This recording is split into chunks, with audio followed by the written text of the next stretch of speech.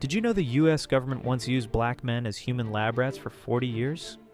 In 1932, the Public Health Service started the most evil medical experiment in American history. They found 399 black men in Alabama who had syphilis, but instead of treating them, they lied.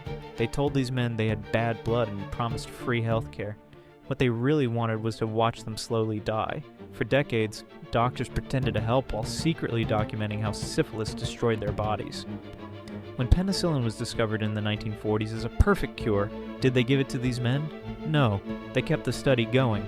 They wanted to see what happened when the disease went untreated. Men went blind, they lost their minds, they infected their wives, their children were born with horrible birth defects.